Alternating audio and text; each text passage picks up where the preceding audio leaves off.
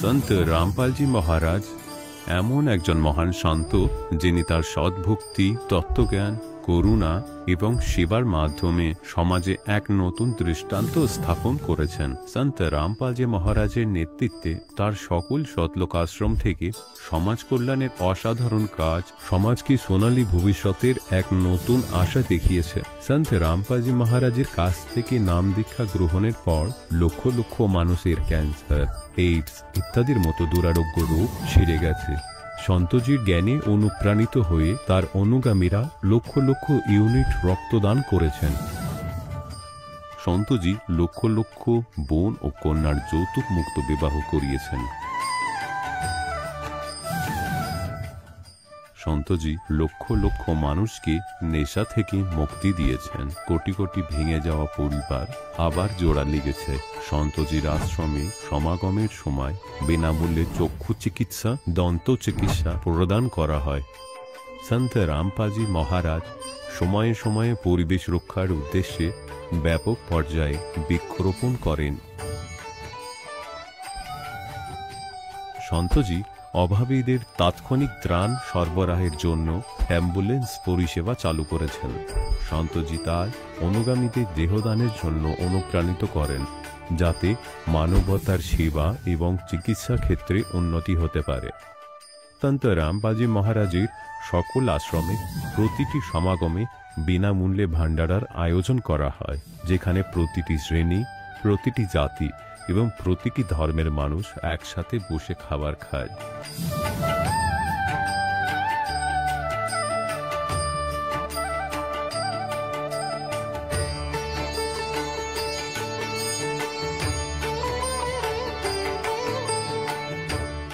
সন্ত রামপালজি মহারাজের আশ্রমে হাজার হাজার বয়স্ক মানুষ সম্মান এবং ভালোবাসার সাথে জীবনযাপনের সুযোগ পান। তাদের খাওয়া, থাকা এবং স্বাস্থ্যের সম্পূর্ণ দায়িত্ব সন্ত রামপালজি মহারাজ গ্রহণ করেন। অনাথ শিশুদের জন্য সন্ত রামপালজি মহারাজের সকল আশ্রম কোনো আশীর্বাদের চেয়ে কম নয়। এখানে শিক্ষা, সংস্কৃতি এবং ভবিষ্যতের জন্য উন্নত সুযোগ প্রদান করা হয়। বন্যা হোক, ভূমিকম্প হোক বা মহামারী, সন্ত রামপালজি মহারাজ এবং তার অনুগামীরা সবসময় অসহায় মানুষের জন্য সবার আগে দাঁড়িয়ে থাকেন। কোভিড মহামারীর সময় সন্ত রামপালজি মহারাজের আশ্রম থেকে কোটি কোটি মানুষের জন্য খাবার, ওষুধ এবং জীবন রক্ষাকারী সামগ্রী সরবরাহ করা হয়েছিল। দরিদ্রদের সাহায্য হোক বা কোনো শোষিত ও নিপীড়িত শ্রেণীর অধিকার ও সম্মানের লড়াই, সন্ত রামপালজি মহারাজ সবসময় তাদের কণ্ঠস্বর সরকারের কাছে পৌঁছে দিয়েছেন এবং তাদের যথাযথ ন্যায় বিচার প্রদানে গুরুত্বপূর্ণ ভূমিকা পালন করেছেন। সমাজে আধ্যাত্মিক এবং সামাজিক মূল্যবোধ সম্পর্কে সচেতনতা বৃদ্ধিতে সন্ত রামপালজি মহারাজ প্রতিটি পদক্ষেপে মানবতার সত্যিকারের সেবক হিসাবে প্রমাণিত হয়েছেন। সন্ত রামপালজি মহারাজের জীবন আমাদের শেখায় যে সত্যিকারের সেবা হলো সেই সেবা যা নিঃস্বার্থভাবে করা হয়। আসুন আমরাও সেই মহান সেবার কাজে এই মহান সাধকের সাথে যুক্ত হই এবং সন্ত রামপালজি মহারাজের কাছ থেকে নাম দীক্ষা নিয়ে আমাদের জীবনকে ধন্য করি।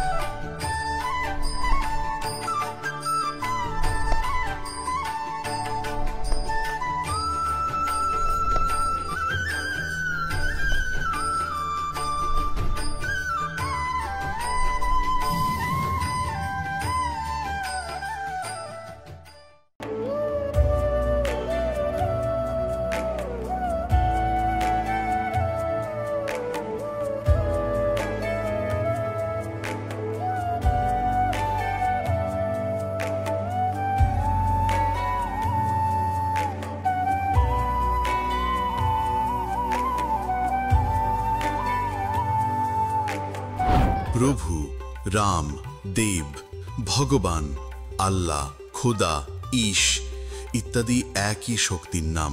তিনি কেমন, কোথায়, কিভাবে খুঁজে পাওয়া যাবে, তাকে কে দেখেছে? এই প্রশ্নবোধক চিহ্নগুলি সম্পূর্ণভাবে সরানোর জন্য অনুগ্রহ করে শুনুন জগৎগুরু তত্ত্বদর্শী সন্ত রামপালজি মহারাজের অমৃত প্রবচন, সমস্ত পবিত্র ধর্মের পবিত্র শাস্ত্রের আধারে। নমস্কার দর্শকবৃন্দ, আজকের বিশেষ সাক্ষাৎকারে আমরা পেয়েছি মণিমোহন রায়কে, যিনি সন্ত রামপালজি মহারাজের কাছ থেকে নাম দীক্ষা গ্রহণ করেছেন। ছোটবেলা থেকেই ঈশ্বরের প্রতি গভীর আকর্ষণ অনুভব করে মণিমোহন বাবু বিভিন্ন ধর্মীয় স্থানে গিয়েছেন, নানা সাধনা ও উপাসনা করেছেন, কিন্তু শেষ পর্যন্ত সন্ত রামপালজি মহারাজের সৎসঙ্গ ও শিক্ষার মাধ্যমে প্রকৃত জ্ঞান ও পরম শান্তি খুঁজে পেয়েছেন। এই সাক্ষাৎকারে তিনি আমাদের জানাচ্ছেন কিভাবে তার আধ্যাত্মিক পথ চলা শুরু হয়, কিভাবে গুরুদেবের সান্নিধ্যে এসে তার জীবন পরিবর্তিত হয়েছে। চলুন শুনে নি তার অনুপ্রেরণামূলক অভিজ্ঞতা। নমস্কার স্যার। নমস্কার। আপনার নাম? মণিমোহন রায়। আপনি কোথা থেকে এসেছেন? পায়রাডাঙ্গা। সন্ত রামপালজি মহারাজের কাছ থেকে নাম দীক্ষা আপনি কবে নিয়েছেন? 21শে জুন 2024। স্যার, সন্ত রামপালজি মহারাজের কাছ থেকে নাম দীক্ষা নেওয়ার আগে আপনি কোনো ভক্তি সাধনা করতেন? ডেফিনেটলি করতাম।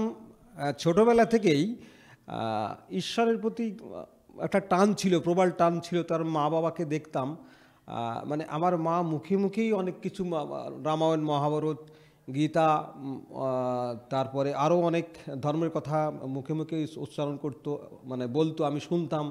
এবং ওই দেশে তখন কি ছিল, ধর্ম সম্বন্ধে পড়ানো হতো। আর ওর জন্যই ছোটোবেলা থেকেই আমি খুব অ্যাট্রাক্টিভ ছিলাম যে রিয়েল গড কি, এবং বিবেকানন্দর প্রতি আমার একটা মানে খুব মানে আকর্ষণ ছিল। ইউপিতে গিয়েছি, তারপরে নবদ্বীপ গিয়েছি, নবদ্বীপ আপনার মায়াপুরে, নবদ্বীপ যে ইস্কনে গিয়েছি, ইস্কনে বহুবার গিয়েছি, এবং নাচা গানা, ওখানে পূজা করা, ওখানে থাকা, মানে ওই হরে কৃষ্ণ যে বেদি দিয়ে করা, মানে ঈশ্বরকে খোঁজার জন্য বারবার আকৃষ্ট হওয়া। এবং ওখানে গিয়ে যে সমস্ত জায়গায় ভক্তির আছে, যত বই আছে, ওই বইগুলো কিনতাম। বই কেনা আমার একটা, মানে ভক্তিমূলক বই কেনা আমার একটা টেন্ডেন্সি ছিল ছোটোবেলা থেকে। স্যার, আপনি ছোটোবেলা থেকে বহু সাধনা করেছেন, বহু ভক্তি করেছেন, এবং বহু জায়গায় ভ্রমণও করেছেন, যেরকম মায়াপুর, তারকেশ্বর, দক্ষিণেশ্বর, ইস্কন। তাহলে সন্ত রামপালজি মহারাজের কাছ থেকে নাম দীক্ষা নেওয়ার কী কারণ হলো? আসলে নাম দীক্ষা নেওয়ার আগেরও একটা কাহিনী আমার মনে পড়ছে। সেটা হচ্ছে, আমি একসময় সঞ্জিত রায় বলে একজন ভকতজি ছিলেন, উনি ওনার চায়ের দোকান। তো ওই চায়ের দোকানে একটু চা খাওয়ার প্রবণতা আমার বেশি, তো চা খেতে যেতাম। আর ওই সঞ্জিত ভগতজি সুন্দর করে গুরুজি সম্পর্কে বলতেন, কিন্তু প্রথম না আমি পাত্তা দেইনি, কারণ এরকম মনে হতো যে আমি মাস্টার ডিগ্রি, গ্র্যাজুয়েট করা মানুষ, একটা চায়ের দোকানওয়ালা এইসব বলছে। হ্যাঁ, এই যে এই ইগোটা সঞ্জিতদার কাছে সত্যি লট অফ থ্যাঙ্কস, কারণ আমাকে প্রথমেই এই ইগোর প্রতি আঘাত দেয়নি। কারণ মালিকের দয়ায় পরে গিয়ে বুঝলাম যে সঞ্জিতদার মধ্যে দিয়ে মালিকের কৃপা বর্ষণ হচ্ছে, আর সে আমাকে আস্তে আস্তে আস্তে আস্তে আস্তে বোঝানোর চেষ্টা করছে। তারপর একদিন সঞ্জিতদার কাছে, মানে দোকানে গেলাম, গিয়ে বললাম যে সঞ্জিতদা আজকে কোথাও কি, সেদিন রবিবার ছিল, আর আমি জানতাম যে রবিবার করেই সঞ্জিতদা যায়। তা আমি সঞ্জিতদাকে বললাম আজকে কোথাও আছে কি, যদি থাকে তাহলে আমি যাব। ওই যে যাওয়া শুরু হলো, সেদিনকে নিয়ে যাওয়া হলো আমার পায়রাডাঙ্গা স্টেশনের পরের স্টেশন চাকদা। ওই দিনে গিয়ে গুরুজির বাণীগুলো দেখে, গুরুজির ভক্তি, মানে মানে ওনার যে মানে সৎসঙ্গের যে পাওয়ার, সন্ত রামপালজি যে সৎসঙ্গের যে পাওয়ার, যে ডেপনেস, যে inner meaning, A lot of power. আমি থমকে গেলাম। ওদিনে আমার ভিতরে এমন কিছু ইন্ডিকেট করছিল, আমার প্রত্যেকটা শিরা উপশিরা, প্রত্যেকটা মানে মানে কোষে, মানে কোষ তো শক্তির ফোয়ারা, মানে সোর্স অফ পাওয়ার, প্রত্যেকটা কোষ যেন আমার ভিতর দিয়ে গুরুজির হচ্ছে, মানে সৎসঙ্গের যে পাওয়ার। আমি মুখে শুনেছি, কিন্তু আমি অনুভব করেছি সেদিন গিয়ে যে সৎসঙ্গের পাওয়ার। এই যে শুনেছি যে হরিনামের সুধাসিন্ধু পান করিলে তার এক বিন্দু ভবব্যাধি হয় আরাম, কিন্তু সেদিনকে দেখেছি যে এই সৎসঙ্গের যে পাওয়ার, এই পাওয়ার হচ্ছে স্বয়ং ঈশ্বরের সাথে কানেক্ট হওয়া, তার সাথে তার সঙ্গে রিলেশনশিপ বিল্ড হওয়া। গুরুজির প্রতি যে রিলেশান, তার পরমাত্মার প্রতি যে ভক্তের যে রিলেশান, শিষ্য যে রিলেশান, সেটা যুগে যুগে যে ছিল তার পাওয়ার, সেদিনকে এসে বুঝতে পেরেছি যে আমি আর মানে মালিক ভি মিল গিয়া ঠিকানা ভি মিল গিয়া, ঠিকানা মিলেছে, মালিক মিলেছে, এই যে পরম শান্তি, এটা মানে সেদিনকে মনে হচ্ছিল, মানে কি মনে হচ্ছিল যে সত্যি মানে পরম সুখ, পরম প্রাপ্তি, এটা আমার সেদিনকে মনে হচ্ছিল যে আজ আমি পেয়েছি। তো আমি বললাম যে এরকম নেপালে যাব। তো তার আগে আমার ছেলে আবার রামকৃষ্ণ মিশনে পড়ে, ওর কিছুদিন ছুটির জন্য আমার স্ত্রী ছুটি কাটিয়েছিলেন।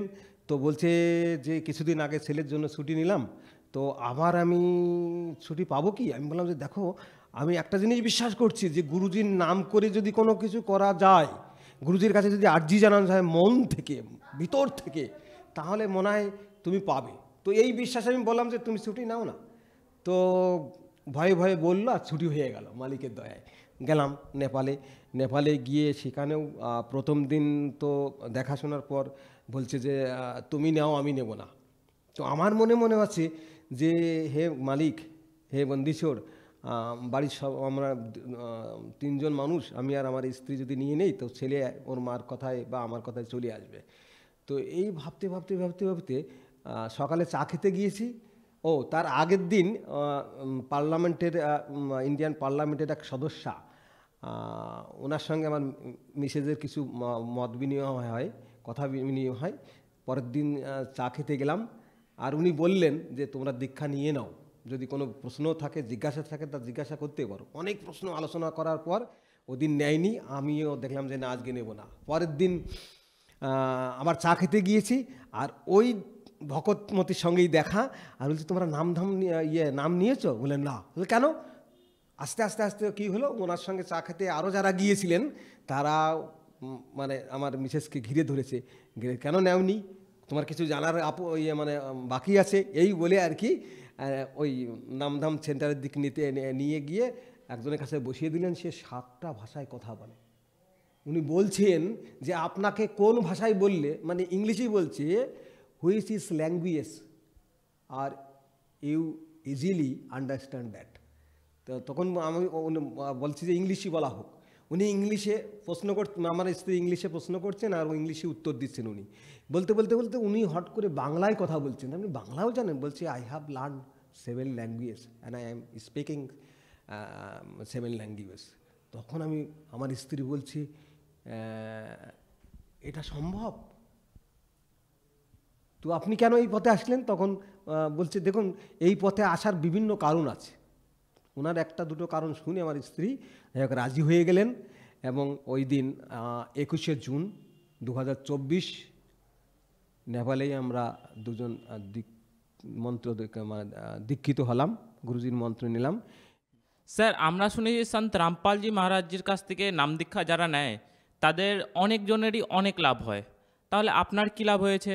দেখুন, আমি খুব ইন্ডিকেট করে কথাটা বলছি। শারীরিক, মানসিক, অর্থনৈতিক, আধ্যাত্মিক, পারমার্থিক, এই যে সমস্ত লাভ, আমি প্রত্যেকটা লাভই প্রাপ্তি হয়েছে, আমার প্রত্যেকটা লাভই হয়েছে। এটা আমি এরকম বলি, গুরুজির কৃপা শুধু অনুভূতিতে নয়, আমি বিভিন্ন সময় দেখেছি, চোখেও দেখা যায় যে এটা গুরুজির কৃপা হলো। তো আমার যেমন মানসিক, শারীরিক যেমন বিভিন্ন রোগ ছিল, মানে গ্যাস অ্যাসিডিটি ছিল, আমার সুগারের টেন্ডেন্সি ছিল। আমি গুরুজির নামে দীক্ষা নেওয়ার পর মানে কি বলবো, আমার শারীরিক এমন পাওয়ার হয়েছে, দুর্বলতা বলতে আমার কিছু নাই, আমার স্মৃতিশক্তির অনেক উন্নতি ঘটেছে। আমার শারীরিক যে সমস্ত প্রবলেম ছিল সে সমস্ত প্রবলেমগুলো নাই। তারপরে মানসিক শান্তি, মানে যেখানেই যেতাম সেখানে একটা টেনশান ফিল করতাম যে আমি মানব জীবনে কী করলাম, কতজন কত সাকসেস হয়ে গেছে, এত বড় বাড়ি গাড়ি ব্যাংক ব্যালেন্স, তো এরকম মনে হতো তখন।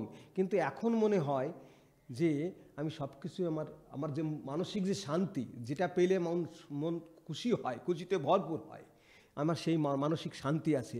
আধ্যাত্মিক বলতে আমার মনে হয় যে ঈশ্বরের সাথে মানুষ কানেক্ট হওয়ার পর একটা দৃঢ়ভাব আসে।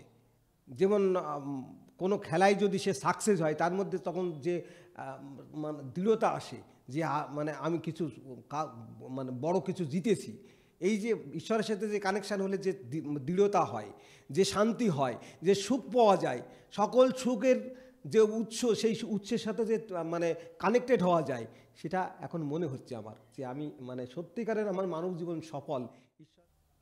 স্যার আপনি একজন শিক্ষিত ব্যক্তি, এডুকেটেড পারসন, তাহলে আপনি শিক্ষিত সমাজকে কি বার্তা দিতে চান যারা এখন সায়েন্সের উপরে ভরসা করে? তো এই প্রশ্নের উত্তর দেওয়ার আগে একটা ঘটনা আমি বলি, যে আমি যেমন বিভিন্ন জায়গায় গ্রন্থ পাঠ হলে আমি সেখানে ছুটে যেতাম, নবদ্বীপেও গিয়েছি, বা আমার পাড়া মানে গ্রামে বা বিভিন্ন জায়গায় যারা ভাগবত পাঠ করতো, গীতা পাঠ করতো, ওই আসর গিয়ে আমি পড়তাম, এবং আমিও গীতা পাঠ করে শুনিয়েছি, ভাগবত পাঠ করে শুনিয়েছি। কিন্তু আমি কোনোদিন বুঝতে পারিনি যে এই ব্রহ্মা বিষ্ণু শিব এদের পিতা কালনিরঞ্জন, এদের মাতা শেরেবালী দুর্গা, আমি কোনোদিন জানিনি। এই যে মানে পার্থক্য, এই পার্থক্যটা যখনই শুনলাম তখন আমার কাছে মনে হলো যে বিনা মেঘে বজ্রাঘাত হলো। মানে এই পার্থক্যটা যখনই আমি বুঝে গেলাম তখন আমার মনে হলো, হে মালিক, আমি মানে মৃত্যুর মুখ থেকে আমি বেঁচে এসেছি, মুক্তির মুখ থেকে আমি বেঁচে যাচ্ছি, যে এটা কি মানে কোথার থেকে আমাকে তুলে নিয়ে এসছেন, মানে মরতে যাচ্ছি। এই পার্থক্যর সাথে তুলনা করতে গিয়ে আমি এটা বুঝতে পেরেছি যে আমি কুয়ায় আমি মরতে যাচ্ছি, সেখান থেকে মালিক ফিরিয়ে নিয়ে এসছেন। এই জন্যই গিয়ে আমি শিক্ষিত সমাজকে মানে অনুরোধ করব যে সন্ত রামপাল মহারাজের বিভিন্ন সৎসঙ্গ, বিভিন্ন ইউটিউব চ্যানেলে যে সমস্ত ভিডিও আপলোড করা আছে, বা যেখানে নামধাম সেন্টার আছে সেখানে গিয়ে, বা যে সমস্ত গ্রন্থ আছে ওনার লেখা, যেমন জ্ঞানগঙ্গা, বাংলায় হচ্ছে জীবনের পথ, এই দুটো গ্রন্থ আমার মনে হয় প্রত্যেকটা শিক্ষিত অশিক্ষিত ব্যক্তির মানে পাঠ করা উচিত, এবং অশিক্ষিত যারা আছেন, যারা শুনতে মানে পড়তে পারেন না, তাদের শ্রবণ করা উচিত। সেই জন্য শিক্ষিত সমাজকে বলবো, এই যে মরণ ব্যাধি, এই যে বাঁচা মানে জন্ম মৃত্যু, এটা একটা মহারোগ, it is a kind of great disease too, এটা যে একটা মহামারণাত্মক ব্যাধি, এটা এখন আমার উপলব্ধি হলো। তো এই মারণ ব্যাধি, এই যে ব্যাধি, এই ব্যাধি থেকে যদি মুক্তি পেতে চান, আমি প্রত্যেকটা শিক্ষিত সমাজকে বলবো যে সন্ত রামপাল মহারাজের জ্ঞানগঙ্গা পড়ুন, না বিভিন্ন নামধাম সেন্টার আছে সেখানে জানুন। স্যার সন্ত রামপালজি মহারাজজির স্মরণে আসার জন্য কি কি করতে হবে? দেখুন, ইউটিউবেতে ফোন নাম্বার উঠছে, ওই ফোন নাম্বারে ফোন করুন, ফোন করলে সহজে জানতে পারবেন। তারা ফোন করে বলবেন আপনি কোন অঞ্চলে থাকেন, কোথায় থাকেন, সেই জায়গার আশেপাশে নামধাম সেন্টার আছে, আপনি সেখানে যান। স্যার আপনার এই অমূল্য সময় আমাদের চ্যানেলকে দেওয়ার জন্য খুবই ধন্যবাদ। আপনাদেরকেও ধন্যবাদ। দর্শকগণ, এখন আপনি শুনলেন সন্ত রামপালজি মহারাজের থেকে দীক্ষা গ্রহণ করে সুখী হওয়া ভক্তের অভিজ্ঞতা। এখন দেখুন জগৎগুরু তত্ত্বদর্শী সন্ত রামপালজি মহারাজের মঙ্গল প্রবচন। तत्व भेद कोई ना कहे रे झूमक रो, ये पैसे ऊपर नाच सुनो रे झूमक रा, कोटों मध्य कोई नहीं रे झूमक रो, अरबों में कोई गर्क सुनो रे झूमक रा। গরিবদাস জি মহারাজ বলেন, যত সব দেখছো সব পয়সার উপরে নাচ, তত্ত্ব ভেদ কেউ জানে না এই লোকগুলো। আর এই তত্ত্ব জ্ঞানের সঙ্গে পরিচিত কোটো মধ্যে কোই নহি রে ঝুমুকরা, ওই রামরায়কে ঝুমুকারা বলতে শুরু করে দিলেন ভগবান গরিবদাস জি মহারাজ। ওর ডাকনাম ওর পে তো ঝুমুকারাই ছিল। তাহলে এই একটা জিনিসও ওকে প্রভাবিত করেছিল যে তোর নাম তো ঝুমুকরা। এখানে তো কেউ জানতো না, কিন্তু উনি ঝুমুকরা বলে দিলেন। আর নিজের এলাকায় আমাকে তো জনসাধারণ ঝুমুকরা বলেই জানে, অরিজিনাল নাম তো ওর রামরায় ছিল। তাহলে কি বলেন গরিবদাস মহারাজ, যে এই তত্ত্ব জ্ঞানের সঙ্গে যে পরিচিত, কোটি সন্তের মধ্যেও পাবি না তু, কোটো মধ্যে কোই নহি রে ঝুমকরা, অরবম কোই গরক শুনো রে ঝুমক। অনেক মহা অর্বুদ অথবা বিলিয়ন জনসংখ্যার মধ্যে তুমি হয়তো একজনকে পাবে গরক। গরক মানে সম্পূর্ণ সর্বক্ষেত্রে, ইন অল রেসপেক্ট। যেমন এই জ্ঞানটির সঙ্গে সুপরিচিত আমার অনেক ভক্তও হয়ে যাবে হয়তো, পরমাত্মার বহু সংখ্যক ভক্তরা, কিন্তু ওনাদের কাছে মন্ত্র সমাধান না থাকার জন্য ওরা যদি বক্তা হয়ে যায় কোথাও, বাহবা পাওয়ার পাত্রও হয়ে যাবে হয়তো, কিন্তু তারপর তার এবিসিডিও নেই, কেননা তার মন্ত্র প্রদান করার আদেশ নেই, পাসপোর্ট বানানোর ওর কাছে কোনো অধিকারই নেই।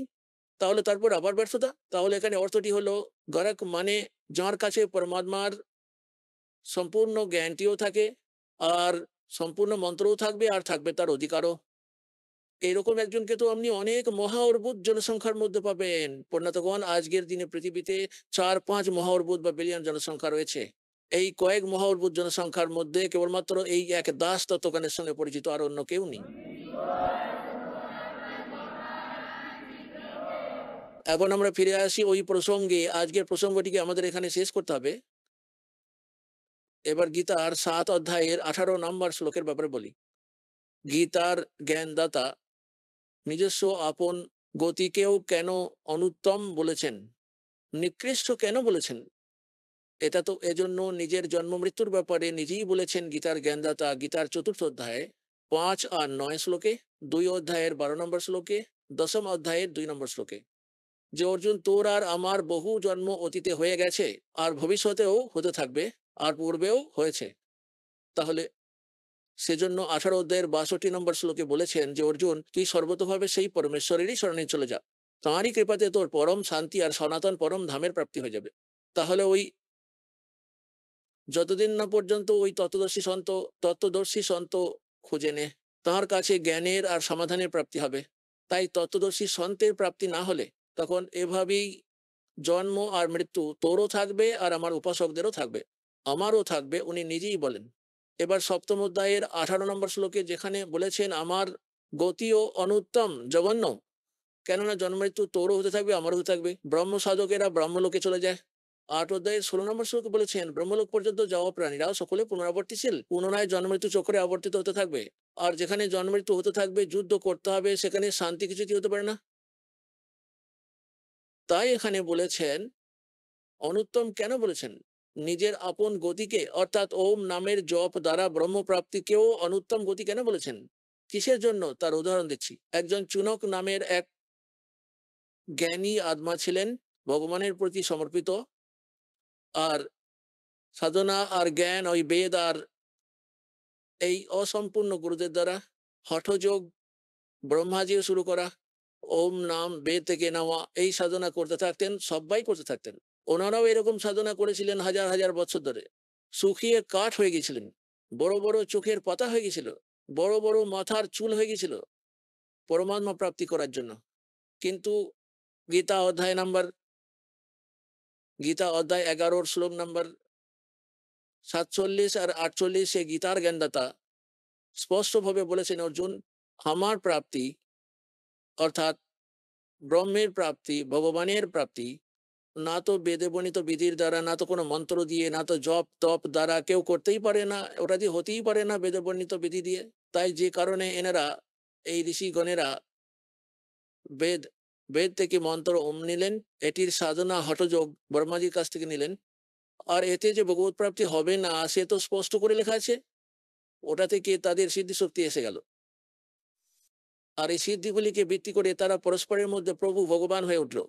নিজের মধ্যে অন্য এক, যেমন অগস্ত্য ঋষির সিদ্ধি শক্তি ছিল 7 সমুদ্রকে এক ঢোকে পান করে নেওয়া। এটা কি কোনো ছোট সিদ্ধি? 7টি সমুদ্রকে এক ঢোকে এক গন্ডুসে এরকম করে আজলা পরে, আর সমস্ত শুকিয়ে গিয়েছিল। এরকম সিদ্ধি হয় আধ্যাত্মিক শক্তি, কিন্তু কেউ ভগবান হতে পারে না এরকম সিদ্ধি শক্তি নিয়ে। তারপর আবার কুলি করে ওটাকে ফেলে দিল আর সমস্ত আবার পড়ে গেল। তাহলে আমার এখানে বলার অভিপ্রায়টা হলো যে পরমাত্মার সাধনা দিয়ে কিছু অল্প বিস্তর সিদ্ধি শক্তি পেয়ে যায়, তাতে চমৎকার দেখিয়ে দেয়। ইনভার্টার দিয়ে তো ফ্যান চলে যায়, লাইট চলে যায়, ছোটখাটো বাল্ব লাগিয়ে দেওয়া যায়, মোটর চালাতে পারে না ইনভার্টার দিয়ে 10 হর্স পাওয়ারের। তাহলে এনারা ছোটখাটো ইনভার্টার হয়ে গেলেন। তাহলে ব্যাটারি চার্জ তো হলো, তারপরে আবার ডিসচার্জ হয়ে গেল, সবকিছু খতম হয়ে গেল, আর সে পশু হয়ে গেল। তাহলে এই কথাটির উদ্দেশ্য হলো যে চুনক ঋষিও এরকমই ছিলেন। এনারা অনেক সিদ্ধি প্রাপ্ত করে নিয়েছেন, আর এত বেশি সিদ্ধি প্রাপ্ত করে নিল যে সাধারণ সিদ্ধিযুক্ত ব্যক্তিও এদের সামনে নতমস্তক হয়ে গেল, চারিদিকে প্রচুর প্রসিদ্ধি হয়ে গেল।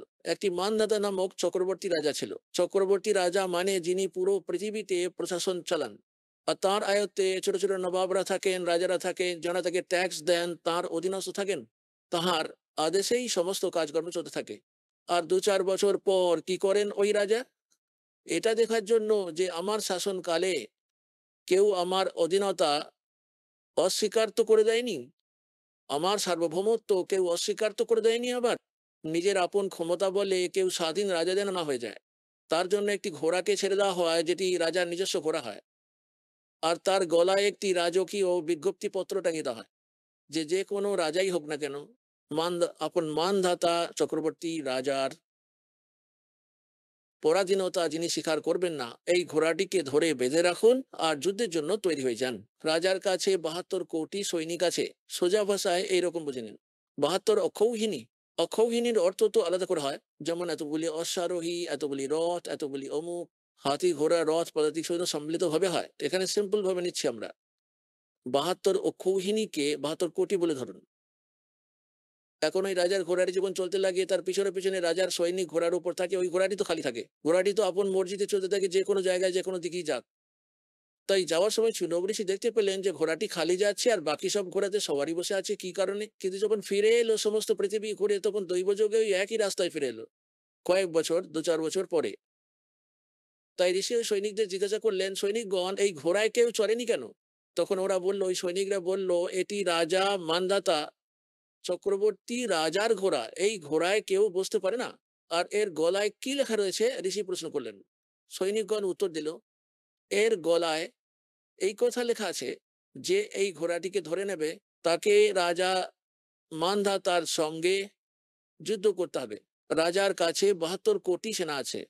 ঋষি জিজ্ঞাসা করলেন, কি কেউই ধরেনি? আরে কে ধরবে? কার এত সাহস আছে? চোয়াল পুড়ে দেবো আমরা? কারো সাধ্য আছে? দেখবো কত মায়ের দুধ খেয়েছে। এই সৈনিকদের মধ্যেও এক আধজন আলগামুখ হয়।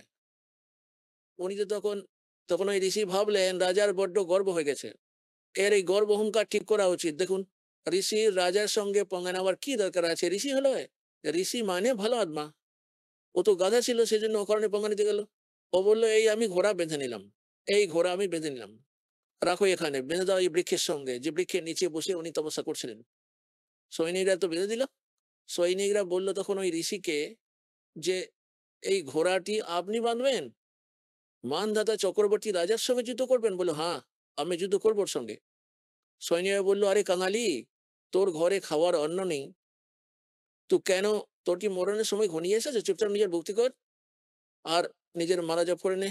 কেন বেকার প্রাণটা দিবি? বেকার প্রাণটা কেন দিচ্ছিস? ওই সৈনিকরা তখন চুনক ঋষি বললেন, তোমরা তোমরা রাজার কাছে গিয়ে জানিয়ে দাও চুনক ঋষি তোর যুদ্ধ স্বীকার করে নিয়েছে। এখন সৈনিকরা ফিরে এসে রাজাকে আরো বাড়িয়ে চড়িয়ে বলল, উস্কে দিল এই বলে যে আজ এক ব্যক্তি সাহস করেছে আপনার ঘোড়া ধরবার, যুদ্ধের মোড় নেবার, কাল একে দেখে অন্য আর একজন এরকমই কাজ করবে। Rajan, nip the evil in the bud, অশুভ জিনিস শুরু হওয়ার সময়ই নষ্ট করে দেওয়া উচিত। আর রাজা তো তারপর বলে দিল, যাও ওই 72 কোটি সৈন্যদলকে 4টি প্লাটুন, 4টি টুকরিতে ভাগ করলেন। 18 কোটির সৈন্যদলকে একটি লোককে মারার জন্য পাঠিয়ে দিলেন চুনক ঋষির কাছে। আর চুনক ঋষি কি করলেন? সারা জীবন ধরে সাধনা তপস্যা করে যে কাকর পাথর জড়ো করেছিলেন তা দিয়ে, সেগুলি দিয়ে 4টি পুতলি বানিয়ে নিলেন, অ্যাটম বোম বানিয়ে নিলেন সিদ্ধিশক্তি দিয়ে। একটি অ্যাটম বোম ছেড়ে দিলেন ওই পুতলি, ওটা তো ভয়ানক গণহত্যার যোগ্য চালাতে লাগলো। ওটা থেকে প্রচুর হাজার হাজার কোটি কোটি পুতলি বেরিয়ে এলো আর নৃশংস গণহত্যা করে দিল। আর ওই সিদ্ধিটি তো শেষ হয়ে গেল, যেটি বেরিয়ে গেছে বান, ওই বোমটি। রাজা তখন দ্বিতীয় টুকরিটি পাঠিয়ে দিলেন, 18 কোটির সৈন্যদল। ঋষি তখন দ্বিতীয় পুতলিটি পাঠিয়ে দিলেন। এভাবে প্রত্যেকবারে 18 কোটি করে পুরো 72 কোটি সেনাকে বিনাশ করে দিলেন, গণহত্যা করে দিলেন। কে করলেন? ওই চুনক নামের ব্রহ্ম উপাসক, ওই কালের উপাসক, ব্রহ্মের উপাসক ঋষি। এখন পুনাতগণ চাইলে তাতে গুলে দিয়ে মারুক, অথবা কারো কাছে শব্দ শক্তি, যন্ত্র মন্ত্র শক্তি আছে, তা দিয়ে মেরে দিক। ভগবানের দরবারে এই দুজন উভয়ই সমান দোষী। এখানে এই বিষয়ে সূক্ষ্ম বেদে পরমাত্মা অমর বাণীতে, সচ্চিদানন্দ ঘন ব্রহ্মের বাণীতে বলেছেন कि बेहतर अक्षौणी क्षय करी वो चुनक ऋषि सुवर एक, ये दे धारे जोरा फिरे भाई सभी काल के बेखे। बेहतर अक्षौणी खा गया वो चुनक ऋषि सुवर एक। মানদাতা রাজার 72 কোটির সৈন্য দলকে বিনাশ করে দিল কে? ওই চুনক ঋষীশ্বর একজন একেলাই।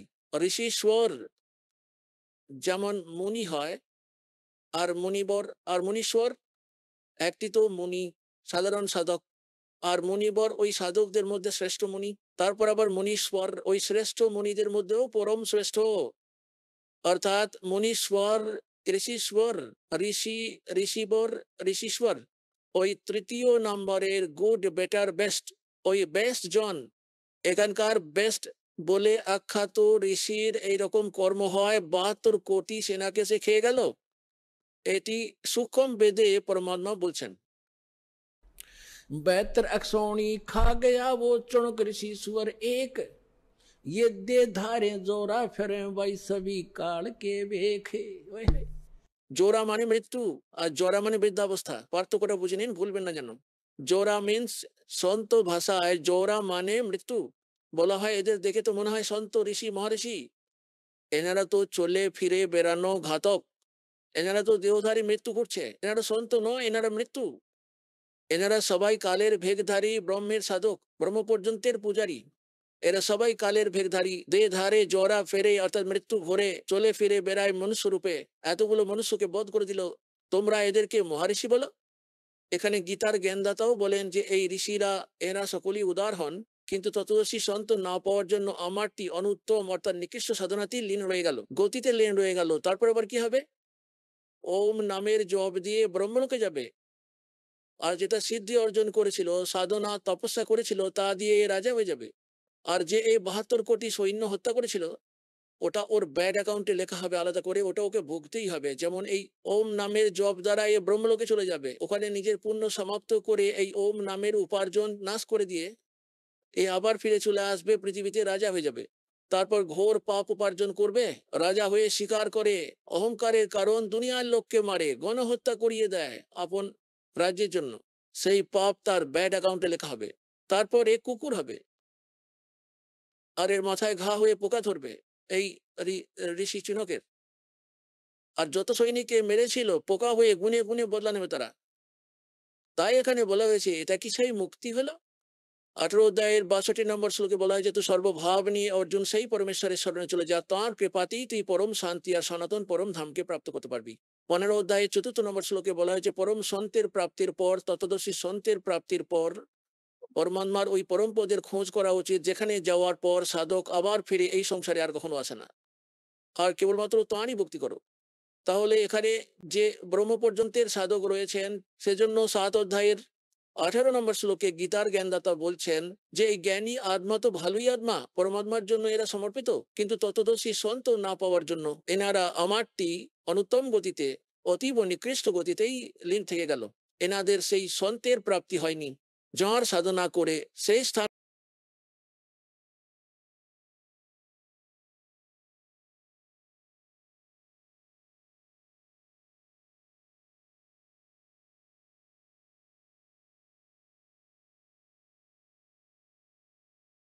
কে প্রাপ্ত করে নেয়, যেখানে যাওয়ার পর সাধক ফিরে আবার কখনো সংসারে আসে না। তাহলে সেই সন্ত হলো এই দাস পুনাতমন। আজ বুঝতে পেরে যান তো ভালো, না হলে আবার আসবেন। যত লেট আসবেন তত পশ্চাতাপ করতে হবে। শীঘ্র আসুন, আপনার কল্যাণ করেন। বলো সদ্গুরুদেব।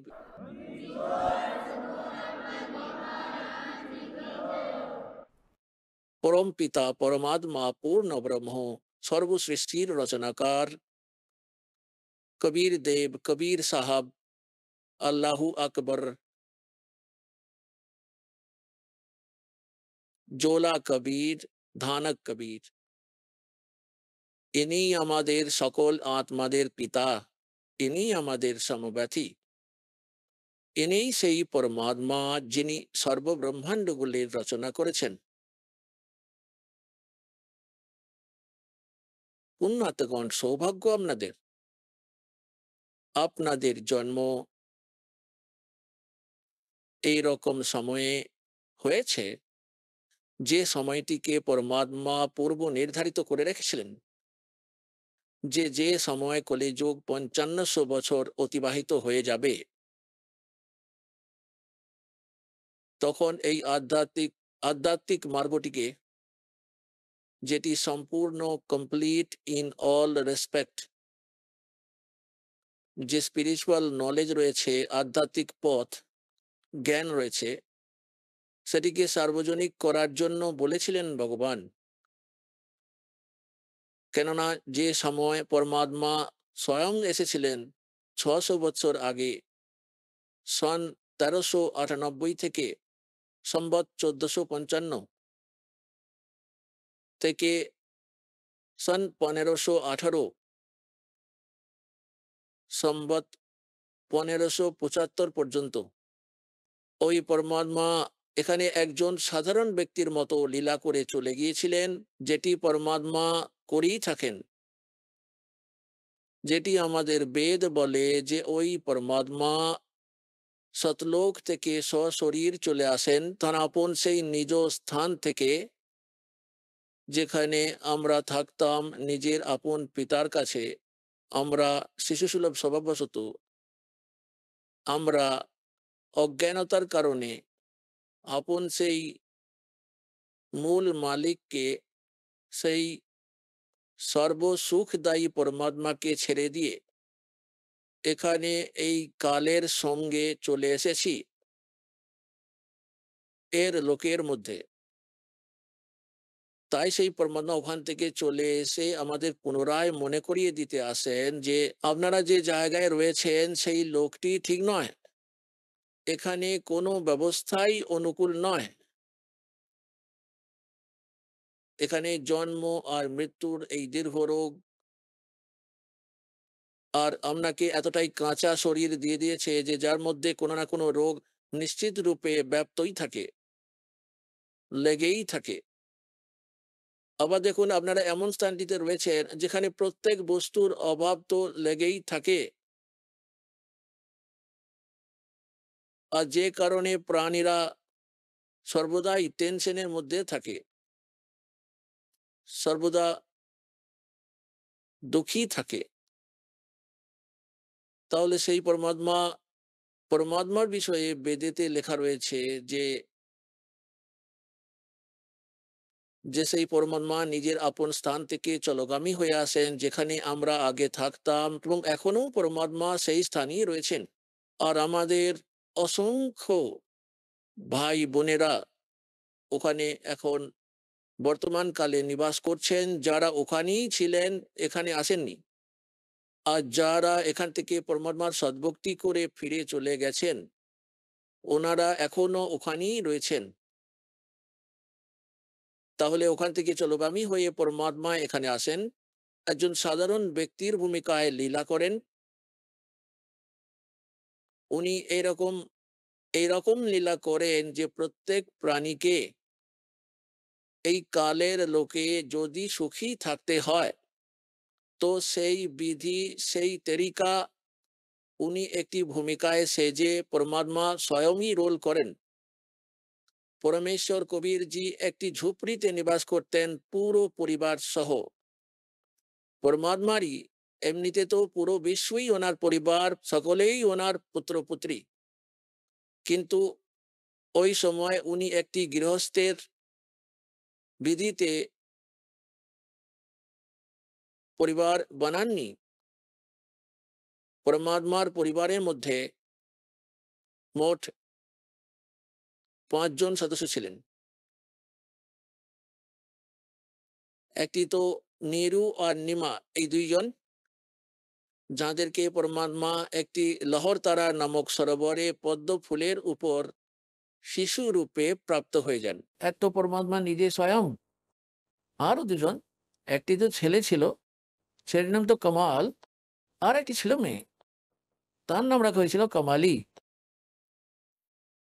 এই 2 জন ছেলে ও মেয়ে উভয়কেই পরমাত্মা মৃত অবস্থা থেকে জীবিত করেছিলেন কোনো বিশেষ পরিস্থিতির মধ্যে। তাহলে এই ছিল পরমাত্মার পুরো পরিবার। আর পরমাত্মা বাস করতেন একটি সাধারণ কুটিরে, আর একটি জোলার কাজ, তাঁতের কাজ করতেন, কাপড় বোনার কাজ করতেন। জীবিকা নির্বাহের কাজটি তিনি স্বয়ং নিজের হাতেই করতেন। সঙ্গেই তত্ত্বজ্ঞানের প্রচারও করতেন, সৎসঙ্গও শোনাতেন, আর তাছাড়া সদ্গুরু রূপে উপদেশও দিতেন, আর তার সঙ্গে নাম দীক্ষাও দিতেন, আর যথার্থ জ্ঞানটিকেও বোঝাতে থাকতেন। তাহলে ওই পরমাত্মা 600 বৎসর পূর্বে এসেছিলেন। ওই পরমেশ্বরের মহিমা উনি স্বয়ং বর্ণনা করেছেন স্বমুখে স্বমহিমা, যে 4টি যুগেই আমি আসি, প্রত্যেকটি যুগে আমি চলে আসি। সত্যযুগ মে সত্য সুকৃত কা টেরা, त्रेता नाम मुनींदर मेरा, द्वापर में करुणा में कहाया, कलियुग नाम कबीर दराया। পরমাত্মা বলেন যে আমি 4 যুগেই এসেছি, আর যে লীলা তিনি করতে থাকেন তাতে তিনি নিজের ভালো আত্মাদের সঙ্গে সাক্ষাৎ করেন। ওনাদের তো প্রথমে তিনি তত্ত্ব জ্ঞানের সঙ্গে পরিচিত করান, তারপর তিনি তাদের সতলোকে নিয়ে যান, ওখান থেকে তারপর আবার ফিরিয়ে রেখে যান, তাকে আবার নিজের সাক্ষী হিসাবে রাখেন। কেমন তিনি সেই ভগবান, কোথায় থাকেন সেই পরমাত্মা, কি করে প্রাপ্ত করা যায় ওই ভগবানকে? তাহলে এইসব তথ্যই নিজের আপন প্রিয় আত্মাগুলিকে ব্যক্ত করেন ওই পরমেশ্বর, ওনাদের নিজের বিষয়ে পরিচিত করিয়ে তারপর পুনরায় আবার এই সংসারে ফিরিয়ে দেন। তারপর ওই মহাপুরুষ পরমাত্মার বিষয়ে স্বচক্ষে দেখা মহিমাগুলিকে বর্ণনা করেন। ওনাদের মধ্যে কে কে রয়েছেন, যাদেরকে এই দাস জানে এবং এই দাসের নলেজে রয়েছে, এই কলি যুগেতেই আদরণীয় ধর্মদাস সাহেবজি, আদরণীয় মুলুকদাস সাহেবজি, আদরণীয় নানক সাহেবজি, আদরণীয় দাদু সাহেবজি, আদরণীয় গরিবদাস সাহেবজি, গ্রাম ছোরানি, জেলা ঝজ্ঝর নিবাসী, আদরণীয় দাদু সাহেবজি, গ্রাম খেকড়া, জেলা মিরাট, উত্তর প্রদেশ নিবাসী, আদরণীয় স্বামী রামানন্দজি, কাশী নিবাসী, এই মহাপুরুষদের পরমাত্মা স্বয়ং সাক্ষাৎ করেন, আর সেই মহাপুরুষগণ পরমেশ্বরের মহিমা স্বচক্ষে দেখে বর্ণনা করলেন আর নিজেদের অমৃত বাণীতেও লিপিবদ্ধ করে গেলেন। আজ সেইগুলি হলফনামা হয়ে গেল ওই পরম পিতার মহিমাগুলির, যেগুলি তাঁরা স্বচক্ষে দেখেছিলেন। তাহলে পুণ্যাত্মাগণ, পরমেশ্বর বলেছেন, चारों युग में संत पुकारे, कूक कहा हम हेल रे, हीरे माणिक मोती बरसे, ये जग चुगता डेल रे। পরমাত্মা বলেন, এই 4টি যুগেই আমার সঙ্গে পরিচিত আমার সন্তগণ আমার দ্বারা বর্ণিত যথার্থ ভক্তি বিধির জয়ডঙ্কা বাজান, খুব জোরতোর করে তার উদ্ঘোষ, অ্যানাউন্সমেন্ট আর প্রচার প্রসার সেবা করেন। আর আমিও নিজে চলে আসি, প্রত্যেক যুগেই লীলা করি, আর এই যথার্থ জ্ঞান স্বরূপ হীরামতি লালের বর্ষা আমিই করে থাকি। হ্যাঁ, কিন্তু আমাকে তো এরা বিশ্বাস কিছুতেই করে না। এই সকল কালের দূত নকল আচার্যগণের, শঙ্করাচার্যগণের আর এই মিথ্যা গুরুগুলির উপর বিশ্বাস করে সম্পূর্ণ মানব সমাজ এখন দেখুন এরা সব কি করছে, সব বাই ঝালাঝালা করে বেড়াচ্ছে, কাকর বালি নড়ি পাথর করিয়ে বেড়াচ্ছে। আসল হীরার সন্ধান পায়নি এরা, অর্থাৎ যথার্থ জ্ঞান, যথার্থ ভক্তি বিধি, এইগুলি তো হলো হীরা, মতি আর লাল, অর্থাৎ বহুমূল্য। এইগুলি তো হলো প্রকৃতপক্ষে লাভদায়ক। আর যেটি গীতা অধ্যায় নম্বর 16-23 নম্বর শ্লোকে বলা হয়েছে যে যারা শাস্ত্র বিধিকে ত্যাগ করে, যারা মন গড়া আচরণ করে, মন গড়ন্ত পূজা সাধনা করতে থাকে, যেগুলি শাস্ত্রে বা সদ্গ্রন্থে বিদ্যমান নেই, তাহলে ওদের না তো ইহলোকে কোনো সুখ হয়, না তো ওদের কোনো সিদ্ধিপ্রাপ্ত হয়, না তো মরার পরে ওদের কোনো গতি হয়, অর্থাৎ ব্যর্থ হয়ে গেল, সমস্ত কিছু ইউজলেস। তাহলে যারা শাস্ত্রবিধিকে ত্যাগ করে শাস্ত্র বিরুদ্ধে যে সাধনাগুলি করছে, ওইগুলি পরমাত্মা বলেছেন যে ওইগুলি ঢালা জড়ো করছে। ঢালা অর্থাৎ মাটির ঢিল, কাঁকর পাথর, যেগুলি কোনো দামই নেই, শুধু শুধু বেকার খাটনি। चारों युग में संत पुकारे, कूक कहा हम हेल रे, हीरे माणिक मोती बरसे, ये जग चुगता डेल रे। पर भी लेन जात है दुनिया, हमारा ज्ञान किने ना सुनिया। परमात्मा কবির দেবজি, কবির সাহেবজি বলছেন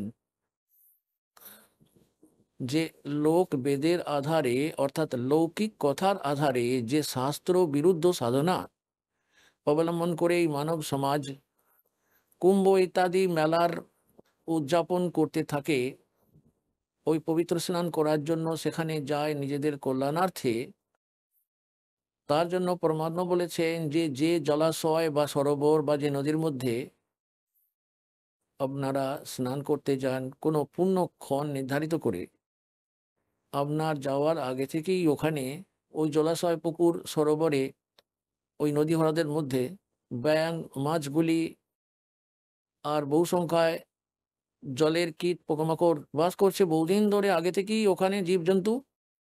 আর ওরা তো নিরন্তর সেখানে স্নান করতেই থাকে, তাহলে ওদের কি কল্যাণ হয়ে যাবে? যেরকম ভাবে ওই ব্যাঙ আর মাছগুলোর কোনো রকম কল্যাণ হতে পারে না, সেরকম ওই একইভাবে আপনার কোনো স্নান পার্বণে স্নান করলে আত্মকল্যাণ কিছুতেই হতে পারে না। আত্মকল্যাণ তো হবে আমাদের সদ্গ্রন্থগুলির, যেমন শ্রীমদ্ ভগবদ গীতার মধ্যে বর্ণিত পদ্ধতি আর তদনুসারে করা সাধনার দ্বারা, এবং সেই সাধনাটি কেবলমাত্র পরমাত্মাই বলেন। এর কারণ শ্রীমদ্ ভগবদ গীতার মধ্যে যিনি গীতার জ্ঞানদাতা, উনি তো কেবলমাত্র নিজের স্তরের ভক্তির কথাই ব্যক্ত করছেন। আর যদি পূর্ণ মুক্তি যদি চাই অর্জুন, যে কোনো ভক্তই হোক না কেন, অর্জুনের মাধ্যমে সমগ্র মানব সমাজকে সন্দেশ বার্তা দেওয়া হচ্ছে। ওনার উচিত একজন তত্ত্বদর্শী সন্তের খোঁজ করা। তারপর যখন সেই তত্ত্বদর্শী সন্ত পেয়ে যাবে, তখন তার কাছ থেকে উপদেশ নিয়ে তার কথা অনুযায়ী সাধনা করে সেই পরমেশ্বরেরই শরণে চলে যাবে, যার কাছে গেলে আর পুনরায় আবার এই সংসারে ফিরে আসতে হবে না। আর গীতা জ্ঞানদাতা নিজের আপন সাধনার কথা বলে যে অর্জুন তোর আর আমার, এখানে উনি নিজের সঠিক অবস্থার কথা বলছেন, নিজের প্রকৃত শক্তি সামর্থ্যের কথা বলছেন, যে অর্জুন তোর আর আমার অনেক জন্ম হয়ে গেছে, তুই সেইগুলোকে জানিস না, আমি সেগুলো জানি। শ্রীমদ্ ভগবদ গীতার অধ্যায় নম্বর 4 শ্লোক নম্বর 5 আর 9, শ্রীমদ্ ভগবদ গীতার অধ্যায় নম্বর 2 শ্লোক নম্বর 12-তে, গীতার 10 নম্বর অধ্যায়ের শ্লোক নম্বর 2-এ গীতার জ্ঞানদাতা স্পষ্টভাবে জানিয়ে দিচ্ছেন যে অর্জুন তোর আর আমার অনেক জন্ম হয়ে গেছে, তুই সেইগুলিকে জানিস না, আমি সেগুলি জানি। আর আবার নিজের সাধনা পদ্ধতির কথা বলেন গীতার 8 অধ্যায়ের 13 নম্বর শ্লোকে, ओम इति एकाक्षरम ब्रह्म व्यवहारन मामनुसमरन ये प्रियाति तजन देहम सयाति परमाम गति। গীতার জ্ঞানদাতা হলেন ব্রহ্ম, আর ইনি শ্রীকৃষ্ণের মধ্যে প্রবেশ করে এই কথাগুলি বলছেন। ইনি এই ধরনেরই ছলনা করেন। গীতার 4 অধ্যায় 9 নম্বর শ্লোকে ইনি স্বয়ং বলছেন যে অর্জুন, আমার জন্ম আর কর্ম দুটোই দিব্যভাবে সম্পন্ন হয়, অলৌকিক হয়। তাহলে আসুন এবার এনার কর্মগুলিকে একটু দেখি। গীতার 7 অধ্যায়ের 24-25 নম্বর শ্লোকে ইনি স্বয়ং স্বীকার করছেন যে অর্জুন, আমি আমার নিজের যোগমায়ার দ্বারা লোকায়িত থাকি, কখনো কারোর সম্মুখে নিজের প্রকৃত রূপে আসি না। আর এই মূর্খ লোকজনগণ, সমগ্র জনসমুদায় আমাকে কৃষ্ণ রূপে, ব্যক্তি রূপে আসা বলে মানছে। আমি কৃষ্ণ নই। কাউকে ভূতে পেলে ভূত যেমন তার মধ্যে ঢুকে কথা বলে, ঠিক সেইভাবে কথা বলছে যে আমি তো কৃষ্ণ নই, আমি তো নিজের যোগমায়ার দ্বারা লুকিয়ে থাকি। গীতার অধ্যায় নম্বর 11 শ্লোক নম্বর 32-এ ইনি বলছেন, অর্জুন, আমি তো হলাম কাল, এখন আমি প্রবৃত্ত হয়েছি, এক্ষুনি আমি এসেছি। শ্রীকৃষ্ণ তো ওখানেই আগে থেকেই বিদ্যমান ছিলেন, উনি নিজেকে আগে কখনো কাল বলেননি, আর তারপরে কখনো নিজের জীবনকালে নিজেকে কখনো কাল বলেননি। ইনি তো হলেন কাল। এনাকে ব্রহ্ম বলা হয়, এনাকে খড়পুরুষও বলা হয়, খড়ব্রহ্মও বলা হয়, এনাকেই জ্যোতিস্বরূপী নিরঞ্জনও বলা হয়। আর ইনি তো বলেন যে আমার তো একটি মাত্র ওম মন্ত্র আছে। আর ইনি বলেন যে আমার জন্ম আর কর্ম দুটোই তো অলৌকিক। ইনি তো নিজেই বলছেন যে নিজের আপন যোগমায়ার দ্বারা আমি লুকিয়ে থাকি, আমি কখনোই কারোর সামনে নিজের প্রকৃত রূপে আসি না। তাহলে এখানে শ্রীকৃষ্ণের মধ্যে প্রবেশ করে ব্রহ্ম বলছেন, খড়পুরুষ বলছেন, আর সেটি তো 8 অধ্যায়ের 13 নম্বর শ্লোকে একদম স্পষ্ট হয়ে যায়। ওম ইতি একাক্ষরম ব্রহ্ম ব্যবহারন মাম অনুসমরণ। মাম ব্রহ্ম, আমারও ব্রহ্মের কেবলমাত্র একটি ওম অক্ষর আছে। উচ্চারণ করে জপ করতে থাকার সময় ইয়ে প্রিয়াতি তজন দেহম, যে শরীর ত্যাগ করার সময় এই মন্ত্রেরই জপ করতে থাকে, সেই আতি পরমাম গতিম, সেই পরম গতিকে প্রাপ্ত হয়ে যায়। অর্থাৎ ওম থেকে প্রাপ্ত হয় যে পরম গতি, সেটি প্রাপ্ত হয়। তাহলে এবার জানা যাক ওম থেকে সাধক কোন পরম গতি প্রাপ্ত হয়? ব্রহ্মলোকে যায়। আর আজ পর্যন্ত যত ঋষি মহারিষি হয়েছেন তাদের এই ওমের ওপর আর কোনো জ্ঞান ছিল না। আর ব্রহ্মকেই এনারা সম্পূর্ণ পূর্ণ পরমাত্মা বলে মানতেন। আর আবার ঘুরিয়ে ফিরিয়ে সেই ব্রহ্মা বিষ্ণু মহেশ্বর পর্যন্তই এনাদের বুদ্ধির সুতোটা ওখানেই গিয়ে আটকে যেত, কেননা এনাদের কমপ্লিট স্পিরিচুয়াল নলেজ ছিল না। কারণটা তাহলে কি ছিল? যে বেদের মধ্যে জ্ঞানটি তো ওই পূর্ণ পরমাত্মার ব্যাপারেই সর্বাধিক। ঠিক এইভাবেই শ্রীমৎ ভগবত গীতাতেও জ্ঞানটি তো পূর্ণ পরমাত্মারই, পুরোটাই বলতে পারেন, অধিকতর, কিন্তু পূজার পদ্ধতিটি কিন্তু ব্রহ্ম পর্যন্ত সীমিত। আর ভুল করে এই ঋষি আর মহারিষিগণ তৎ সদ্গুরুর অভাবে এই ব্রহ্মকেই পূর্ণ পরমাত্মা হিসাবে স্বীকার করে নিলেন, এনাকেই পূর্ণ ব্রহ্ম বলে দিলেন আর পূর্ণ ব্রহ্ম হিসাবে স্বীকার করে নিলেন এই ব্রহ্মকে। কিন্তু ব্যাপারটা বুঝুন, এই ব্রহ্ম নিজেই যখন স্বীকার করে নিচ্ছেন যে সেই পরম অক্ষর ব্রহ্ম থেকে অন্যজনই আমার থেকে আলাদা, আর তাঁর সাধনা করলে তবেই পূর্ণ মোক্ষ হবে। এখন আমাদের পূর্ব প্রসঙ্গটি চলছিল, ভগবান নিজে এসে বললেন के पर भी लेन जात है दुनिया हमरा ज्ञान किने ना सुनिया। এখন পূর্ণ অর্জনের জন্য পবিত্র স্নানের জন্য তীর্থস্থানে তীর্থযাত্রায় যায় লোকজন, তবে এই তীর্থস্থানগুলি কি আর এইগুলি কিভাবে নির্মিত হয়েছিল এই বিষয়ে যদি আমরা পড়ি, ব্রহ্ম পুরাণে বা ব্রহ্মা পুরাণে বিস্তৃতভাবে বহু তথ্য জানতে পারা যায়। আবার বিষ্ণু পুরাণের মধ্যেও ওর মধ্যে এরকম বলা হয়েছে যে যেমন ধরুন কোনো সন্ত কোনো একটি সরোবরের ধারে বসে অথবা নদীর কিনারায় বসে নিজেদের সুবিধা অনুযায়ী এইসব জায়গাগুলিকে বেছে নেন। জলের দরকার তো জীবের জীবন ধারণের জন্য সব থেকে বেশিই পড়ে, স্নান করা, জলপান করা, কাপড় জামা ধোয়ার দরকার পড়ে, তাছাড়া আবার তার সঙ্গে ভক্তিও আছে। ওইসব নদী সরোবরের ধারে বসে ওনারা নিজেদের আচার অনুষ্ঠানগুলি করেছিলেন। তা সে যেমনই হোক না কেন, যেমন ওনারা গুরুপ্রাপ্ত করেছিলেন, যেমন ওনাদের আধ্যাত্মিক মার্গের জ্ঞানের সঙ্গে পরিচিতি হয়েছিল, সেই অনুসারে ওনারা ওখানে বসে ভক্তি করেছিলেন। আর ওখানে থাকাকালীন ওখানে ওনারা যে সাধনা করেছিলেন সেই সব সাধনা অনুসারে নিজেদের শরীর ত্যাগ করার পর তারা চলে গিয়েছেন সেই সব লোকে। সেই সব স্থানগুলিকে তাঁরা প্রাপ্ত করে নিয়েছেন, যেসব স্থানগুলির জন্য তাঁরা ওই ভক্তি সাধনা করতেন। এখন আপনি শুনলেন সন্ত রামপালজি মহারাজের মঙ্গল প্রবচন। আসুন এখন শুনি সন্ত রামপালজি মহারাজের থেকে নাম দীক্ষা গ্রহণ করে এবং সদ্ভক্তি করে আশ্চর্যজনক লাভ অর্জনকারী অনুগামীদের অভিজ্ঞতা। নমস্কার দর্শকবৃন্দ, আজ আমরা শুনব যশোদা কুজু নামের এক ভক্তের জীবনের পরিবর্তনের গল্প, যিনি পূর্ব মেদিনীপুরের কমলপুর গ্রামের বাসিন্দা। তিনি একসময় দুর্গা দেবী ও হনুমানজির উপাসনা করতেন এবং নিয়মিত পূজা অর্চনা করতেন।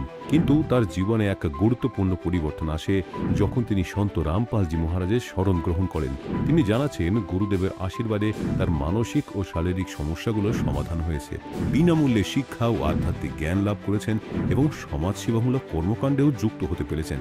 আজ তিনি বিশ্বাস করেন যে প্রকৃত জ্ঞান ও সঠিক পথ নির্দেশনাই শুধুমাত্র সন্ত রামপালজি মহারাজের কাছ থেকেই পাওয়া সম্ভব। আসুন তার অভিজ্ঞতা থেকে আমরা কিছু মূল্যবান শিক্ষা গ্রহণ করি। নমস্কার। নমস্কার, আপনার নাম?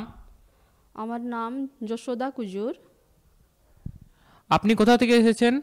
আমি পূর্বী মেদিনীপুর কমলপুর গ্রাম মায়াচর থেকে আসছি। সন্ত রামপালজি মহারাজের স্মরণে আসার আগে আপনি কি কি ভক্তি সাধনা করতেন?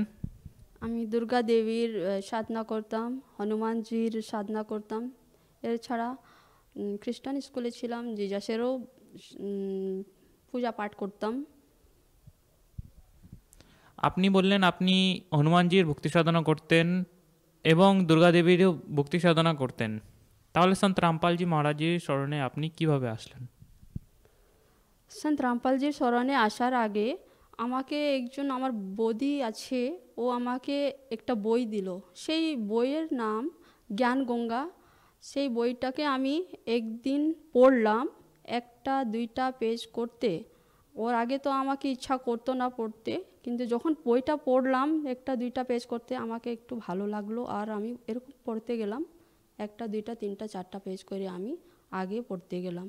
তারপরে পড়লে বুঝে আবার আমি যেখানে ছিলাম ওখান থেকে আইসে গেলাম।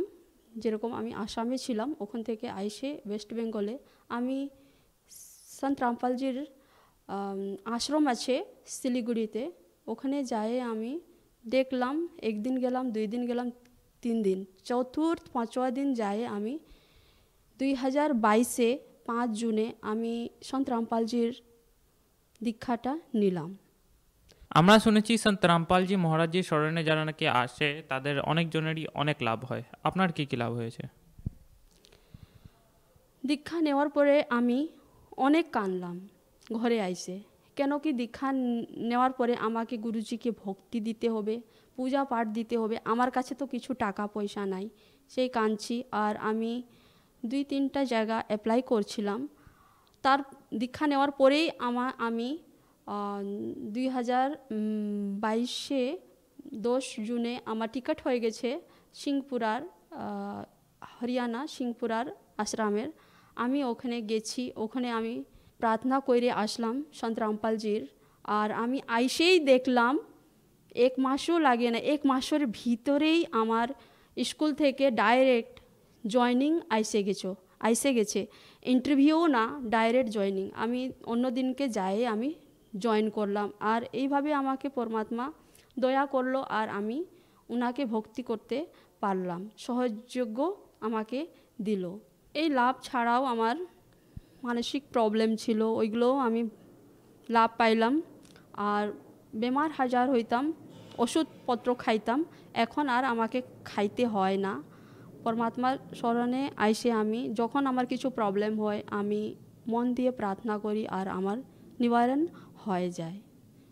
এর ছাড়াও আমি অনেকটা লাভ পাইলাম, যেটা জগৎ হিসাবে আমার এজের হিসাবে বিয়াটা করতে হয়, সেটা বয়স হিসাবে হয় নাই। কিন্তু সন্ত রামপালজির কাছে আইসে উনি আমাকে অনেক বড় উপকার দয়া করলেন। উনি আমাকে 37-38 এজে আমার রমাইনি করাই দিল, যেটা আমার বাপের বাড়ি শিলিগুড়ি, ওখান থেকে আমার রমাইনি লাগাইলো এই পূর্বী মেদিনীপুরে।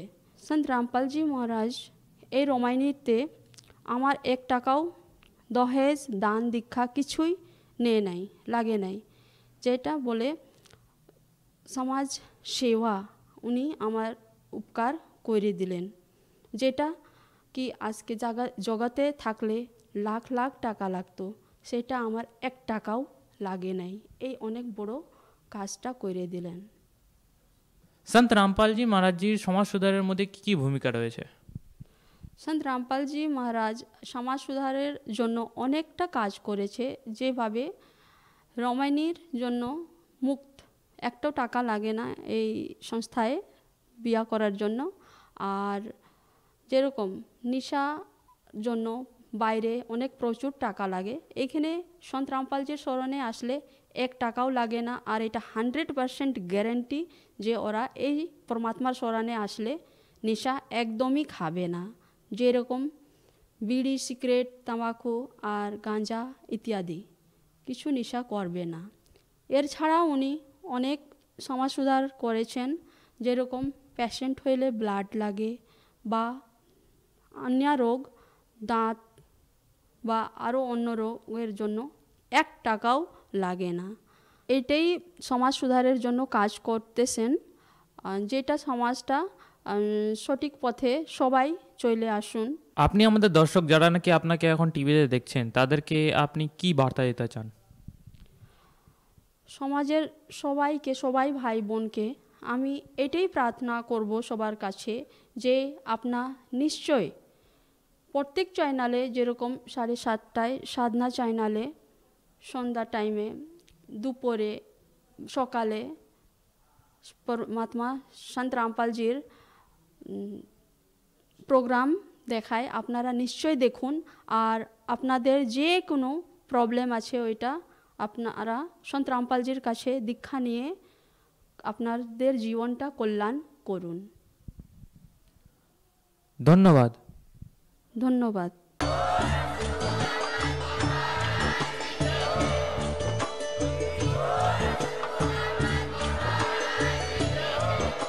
আপনারা শুনছিলেন জগৎগুরু তত্ত্বদর্শী সন্ত রামপালজি মহারাজের মঙ্গলময় প্রবচন।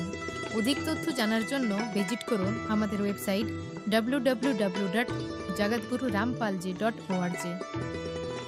সন্ত রামপালজি মহারাজের শুভ আশীর্বাদে সম্পূর্ণ বিশ্বে 500-এরও অধিক নাম দীক্ষা কেন্দ্র আছে, যেখানে সন্ত রামপালজি মহারাজের দ্বারা অনলাইনে সম্পূর্ণ বিনামূল্যে নাম দীক্ষা দেওয়া হচ্ছে। আপনার নিকটবর্তী নাম দীক্ষা কেন্দ্রের ঠিকানা জানার জন্য যোগাযোগ করুন 9188291491।